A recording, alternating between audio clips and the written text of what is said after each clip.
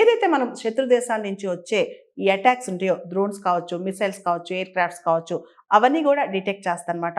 Almost ఈ air defence system అనేది S-400 air defence system అనేది 600 కిలోమీటర్స్ నుంచి వచ్చే థ్రెట్ని ట్రాక్ చేయగలదు.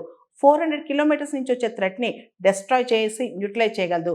రీసెంట్గా మనం చూస్తే లాస్ట్ ఇయర్ ఆపరేషన్ సింధూర్ ఆ టైంలో పాకిస్తాన్ మనపైన వదిలిన డ్రోన్స్ కావచ్చు, ఎయిర్ క్రాఫ్ట్స్ కావచ్చు, మిసైల్స్ కావచ్చు, సుదర్శన్ చక్ర S-400 అనేది సక్సెస్ఫుల్గా తిప్పికొట్టిందనమాట. ఈ సుదర్శన్ చక్ర పేరు మనం ఎందుకు పెట్టాం? S-400 ఎయిర్ డిఫెన్స్ సిస్టమ్కి సుదర్శన్ చక్ర అని పేరు పెట్టడానికి కారణం మనకు తెలుసు. అది మన మైథాలజీలో ఉన్న పేరు. లార్డ్ విష్ణు కావచ్చు లేదా లార్డ్ కృష్ణ కావచ్చు, వీళ్ళందరూ కూడా సుదర్శన్ చక్ర వాడారనమాట.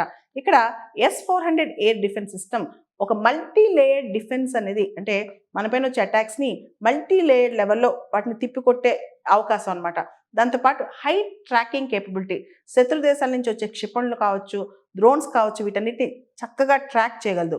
అండ్ లాంగ్ రేంజ్ డిటెక్షన్, అంటే 600 కిలోమీటర్ల దూరం నుంచే ఇది ఐడెంటిఫై చేయగలదు. పాకిస్తాన్ నుంచి 300-350 కిలోమీటర్స్ దూరం నుంచే వాటిని న్యూట్రలైజ్ చేసిందనమాట లాస్ట్ ఇయర్. మనం చూస్తే హైలీ మొబైల్ అనమాట. ఇది చాలా చాకచక్యంగా పనిచేస్తే బ్రాడ్ కవరేజ్ అనమాట.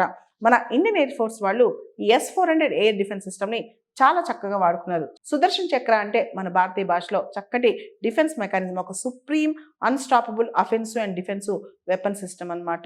ఇప్పుడు ఈ సుదర్శన్ చక్ర మళ్ళీ వార్తలోకి వచ్చింది. 4th set of S-400 air defence system అనేది ఇప్పుడు రష్యా నుంచి భారత్కు వచ్చేస్తుంది.